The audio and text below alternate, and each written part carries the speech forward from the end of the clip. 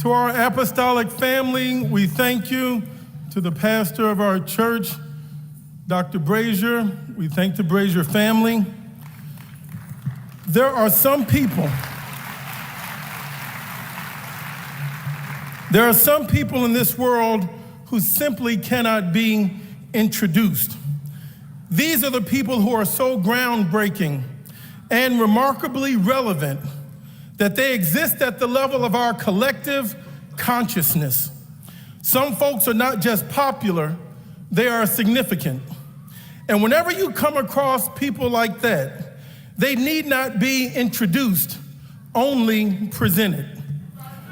We don't need anybody to introduce us to Vice President Kamala Harris.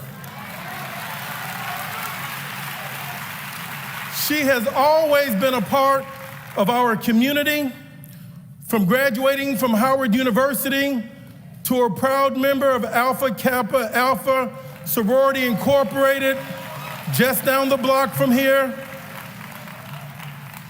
She has always been a part of the ethos and the grandeur of Black life.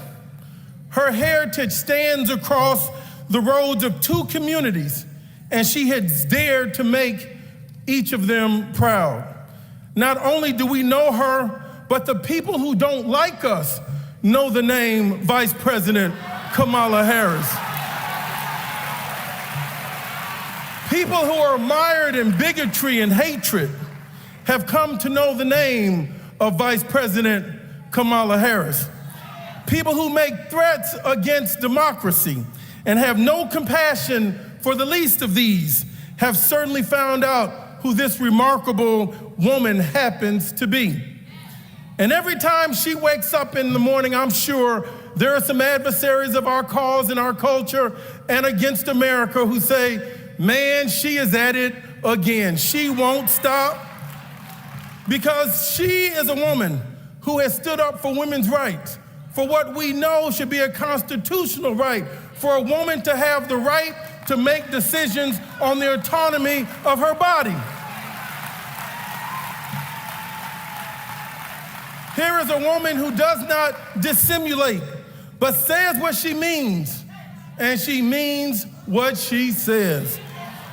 I want you to understand that we are in the presence of someone who is not only the Attorney General for the state of California, not only a former United States Senator, and not only the Vice President of the United States of America, but she is probably, perhaps more importantly, a Proverbs 31st chapter woman. That is to say, she is a woman of tremendous character, someone that brings good and no harm. She works not only to provide for her family, but for millions of families of those that don't have lobbyists and special interests that walk the corridors of power in Washington, D.C. She is our advocate. Vice President Harris sets about her work vigorously, and her light does not go out at night because she even shines in the dark. Even when entire segments of the American population resents the fact that a woman of color is one heartbeat away from being the most powerful person on earth, she continues to shine. Do you know how fearless and committed you have to be to walk into places every day where you know people don't think you deserve to be there, and yet you shine every day? Do you have any idea how much faith and how much dignity you have to have when people say, we would like to turn back the hands of time to when blacks and browns did not have the rights that we have today? They want us to ask permission for us to be who we naturally are and enjoy all of the fruits of American citizenship. And Vice President Harris, I want to personally thank you for standing in the way of these tyrants. I see them every day in Washington. I want to personally thank Vice President Harris for casting the most tie-breaking votes in the history of any vice president, fulfilling the role of the President of the United States Senate.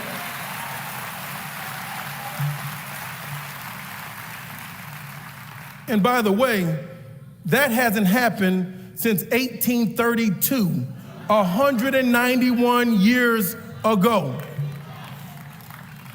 31 times you've said no to policies and legislation that would undermine the promise of America for all people. 31 times you stood in the way of those tyrants who thought about the rich and only wanted to serve the interests of those who have already been well served. 31 remarkable times you stood up for what this nation might be, and in doing so, you are now in the shadows of the Reverend Martin Luther King. 31 times you stood up for American working families. 31 times you stood up to fight for what has been right. 31 times you stood up to say yes to freedom, yes to equality, yes to the dignity of men and women. 31 times you've done it, and I thank you, Vice President Kamala Harris.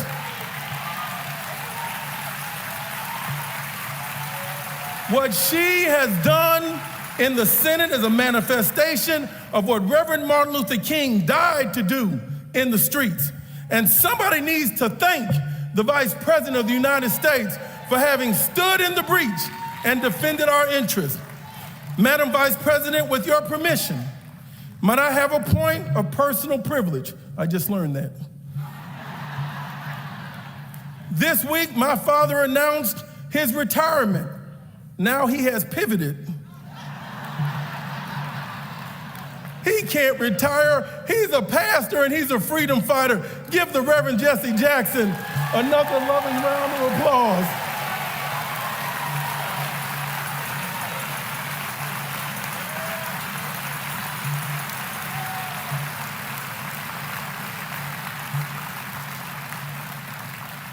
I do fundamentally believe, Dad, that the nation owes you a debt of gratitude for how you've continued to do the work of your mentor, the Reverend Martin Luther King, and almost single-handedly changed the content, the tone, and the direction of the Democratic Party. President Barack Obama, Vice President Kamala Harris, and almost every other Black elected official, most of all, me, would not be here without you for what you did in 1984 and 1988.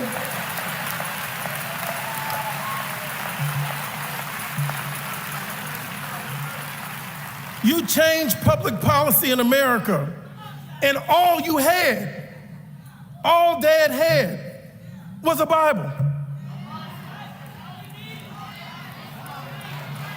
You helped to create the kind of America that would allow your middle son to represent the 1st Congressional District of Illinois.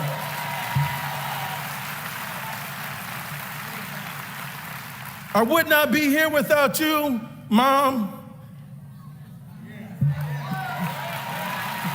and Dad. I gotta wrap it up now. I could think all day long. Rainbow Push is a civil rights organization, Reverend Haynes, but everybody can't march in the streets. If America is to be the nation we want it to be, we need people sitting at the table when the policies are being crafted and haven't forgotten who they are. Marching in the streets without somebody sitting at the table defeats the purpose of marching in the first place. Reverend Martin Luther King told us to agitate and then negotiate, and then to deliver tangible outcomes for the people that we are serving who live under the iron heels of oppression. I say to all of my young activists, friends, let the marchers march. That's our tradition. And let the protesters protest. That is our tradition. But don't you ever underestimate the value and the importance of the people we send to the table.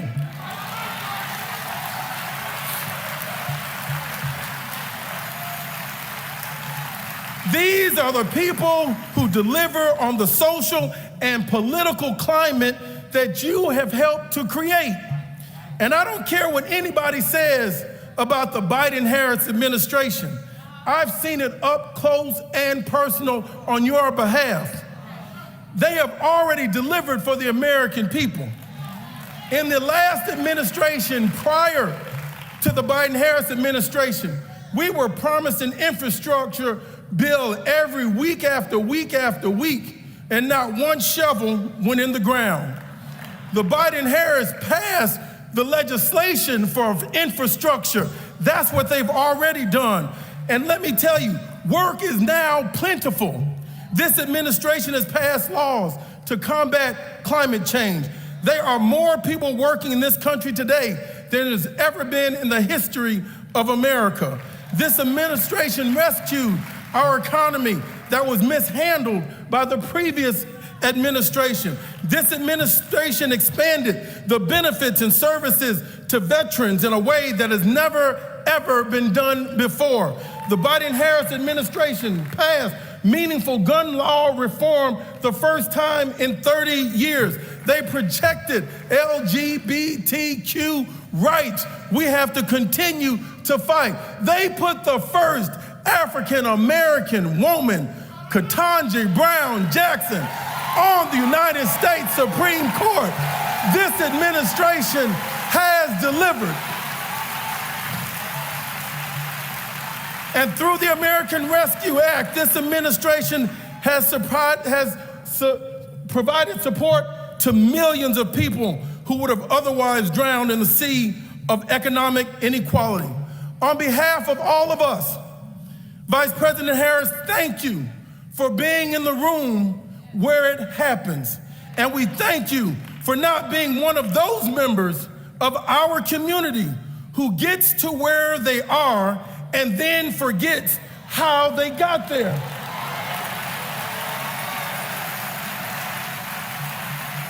So, ladies and gentlemen, I am not here to introduce her. I am merely here to present to you the Vice President of the United States of America. Ladies and gentlemen, please welcome to the podium Vice President Kamala Harris.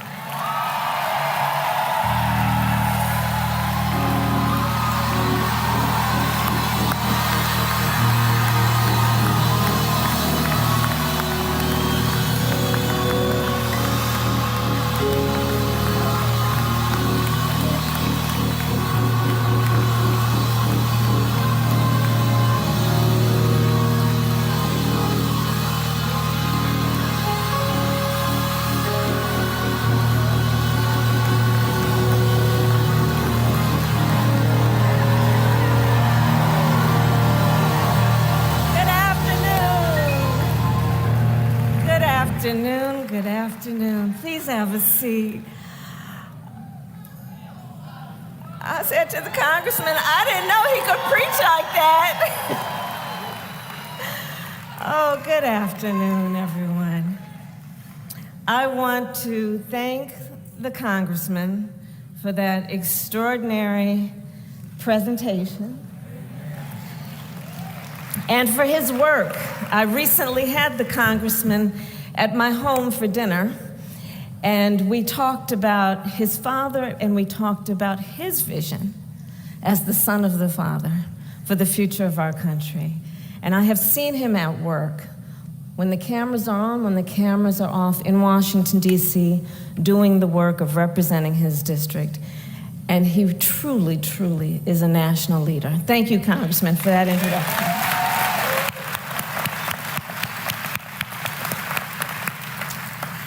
I want to thank Dr. Byron Brazier and First Lady for the warm welcome here at Apostolic Church of God. I want to thank Mayor Brandon Johnson, who I knew could not be with us today, but he has been a true champion for working families, and I want to recognize him. And to the members of Congress who are here, the state and local elected leaders, and all of the folks who are part of the leadership of this beautiful community and our nation. I thank you, and for that warm welcome, thank you. I also must, and it is my joy to congratulate Reverend Dr. Freddie Haynes. So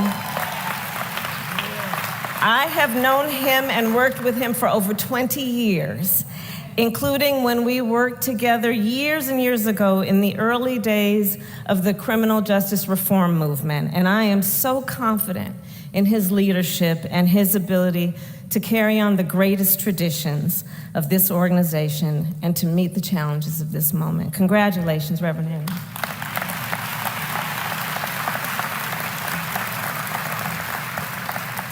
And now to my friend, our great leader, Reverend Jesse Jackson, and his incredible family, including Mrs. Jackie Jackson. I want to thank you all for the leadership that you continue to provide. Yours is a family of service and sacrifice, and always inspiring the people around our nation, and I thank you for that. And a special thank you to Santita. Where is Santita? Santita and I were students at Howard University together. And she was a leader on campus back then. So it is good to be with everyone.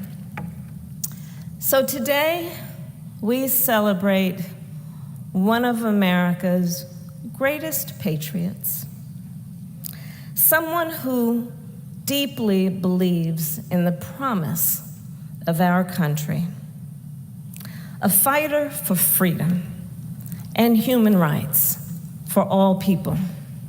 At the core of Rev's work is the belief that the diversity of our nation is not a weakness or an afterthought, but instead our greatest strength. In his life's work, he has reinforced that no matter who we are or where we come from, we have so much more in common than what separates us. The point is that if we as a society are to come together, to work together, to fight together in common cause for the freedom, rights, and justice of all people, we must make our communities stronger. We must build a stronger nation.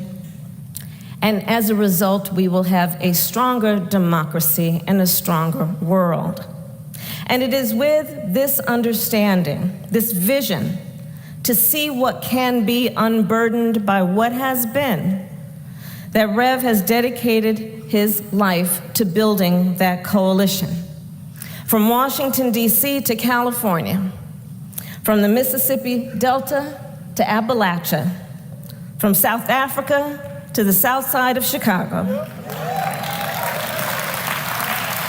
He has and continues to bring together people of all backgrounds, Black Americans, Asian Americans, Latino Americans, farmers, LGBTQ plus Americans, Native Americans, women, labor, union members, people with disabilities, our young leaders, and people around the world. That has been the work of Reverend Jesse Jackson. And early on, just think about it. Early on, he even had the audacity to name this coalition the National Rainbow Coalition. Think about that. He defined the rainbow. He was one of the first to define the rainbow. A coalition to push the values of democracy and liberty and equality and justice. Not from the top down, but from the bottom up and the outside in. He has built coalitions that expanded who has a voice and a seat at the table. And in so doing, he has expanded our democracy, the democracy of our nation. And he has done this work his whole life, always understanding that being clear-eyed is so important, and in particular, the importance of living in a way that we understand we must be present if we are to have a future.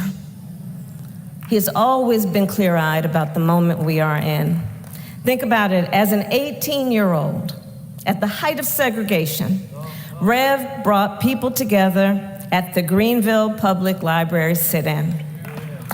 And he continued this work around the country and around the globe, whether it was to expand rights for farm workers and increase wages for care workers, to increase access to capital for small business owners, to make boardrooms on Wall Street reflect the diversity of our nation, or to help end the sin of apartheid, to help secure the relief of hostages and empower entrepreneurs across the United States and the continent of Africa and the world.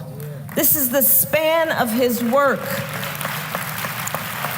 And it is the span of his vision of what an individual can do to move forward our nation and the world. And I will tell you, Rev's work inspired me from a young age to understand the power of the coalition. So I grew up in a neighborhood of hardworking folks, nurses and firefighters and construction workers and teachers in Oakland and Berkeley, California. I was raised by parents who met while they were protesting for civil rights in the 1960s and who would take me to those marches while I was in a stroller. At the earliest stages of my life, I recognized the power of standing in solidarity at a protest or a picket line. And later, I saw the power of Rev's coalition when I was in law school.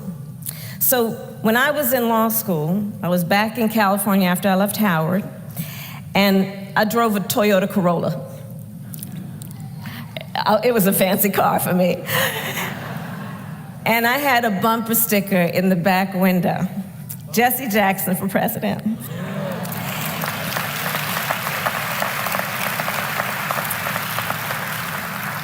And so I would drive back and forth from Oakland, where I lived, to San Francisco, where I went to school.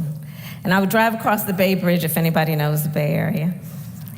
And I'll tell you, I was so struck and impressed when the first time that I did that drive with that bumper sticker, the number of truck drivers and people in other cars who would honk their horn or throw a thumbs up sign. People of every walk of life. And I was so struck by that coalition that I saw as we were all commuting to and fro, who understood Rev's vision, one in which all people can dream about their future with ambition and aspiration, no matter the color of their skin, the place of their birth, the God they worship, or the people they love. That has always been part of the strength and the brilliance of Rev's work. Those folks, I believe, they were honking and throwing a thumbs up in favor of fighting for freedom and for opportunity. Powered by his vision and the coalition that believed in it, Rev ran for president in 1984 and again in 1988, winning 13 primaries from South Carolina to Alaska. Let us remember that. And like Shirley Chisholm 12 years before, Rev has widened the path for generations that would follow, including President Barack Obama and me as the first Black woman to serve as Vice President of the United States.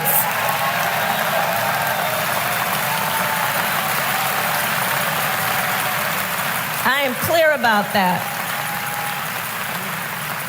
I am clear about that.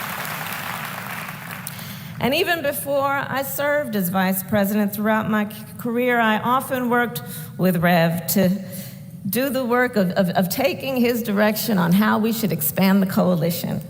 As district attorney of San Francisco, I worked with him to bring together law enforcement in the community so we could save people and help people have their voice be present around the injustices that were occurring, and also do what we should do to be smart in terms of how we achieve public safety. As Attorney General of California, I worked with him on consumer protection issues, and in particular because I took on and sued the big banks of the United States during the foreclosure crisis, and Rev was right there with his leadership supporting homeowners of America in terms of protecting their right to the American dream. And as United States Senator, I was proud to work with Rev as we did the work that we have an ongoing mission to do, which is to secure the right to vote for all people.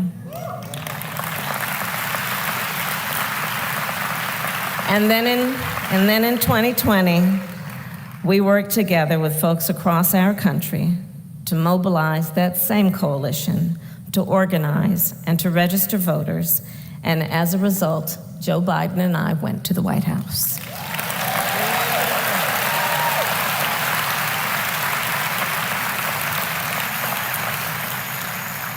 So more than 60 years after that first sit-in at that library in Greenville, Rev has remained tireless in the fight to expand voting rights, to encourage innovation and partnerships across the continent of Africa, and to secure economic justice for all Americans. So we congratulate you, Rev, on your pivot.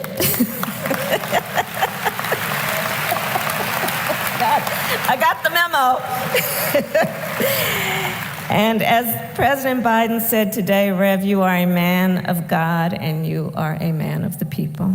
And we thank you for all that you are.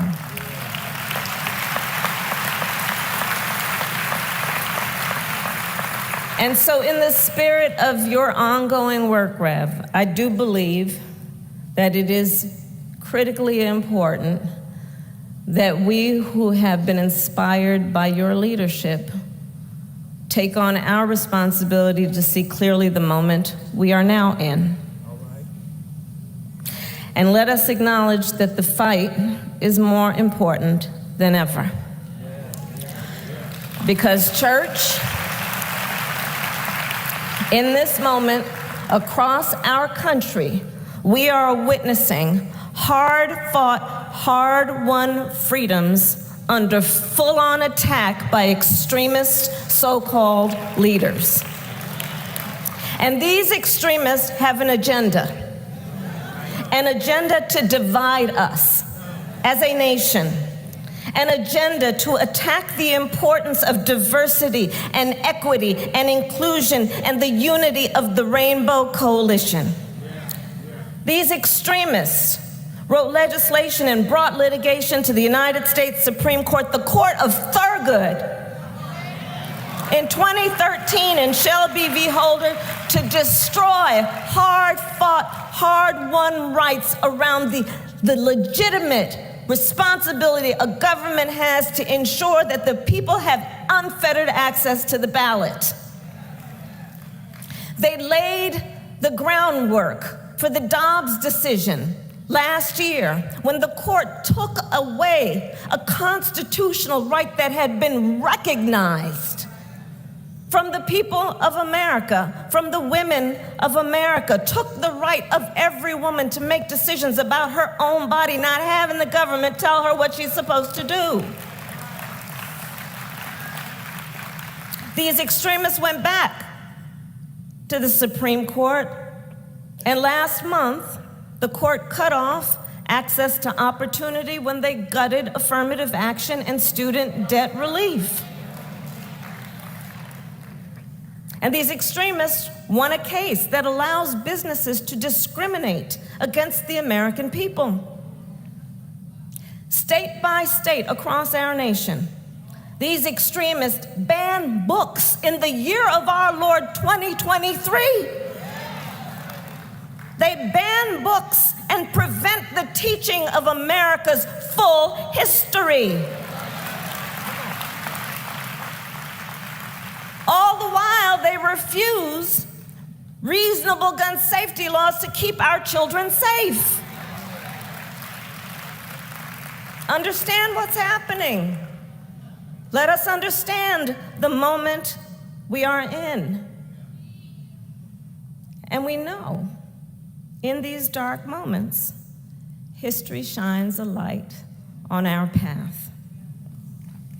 And so in this moment, let us all understand the history and the significance of Rev's work and his approach.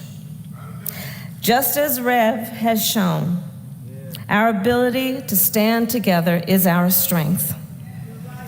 Our ability to unify as many peoples is our strength.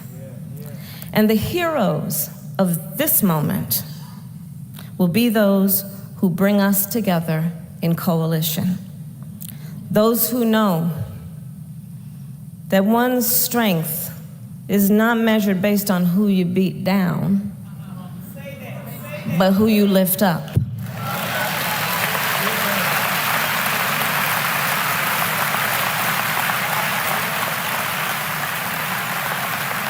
So let us stand together, united and strong, knowing, as Rev has always understood, we refuse to throw up our hands when it is time to roll up our sleeves.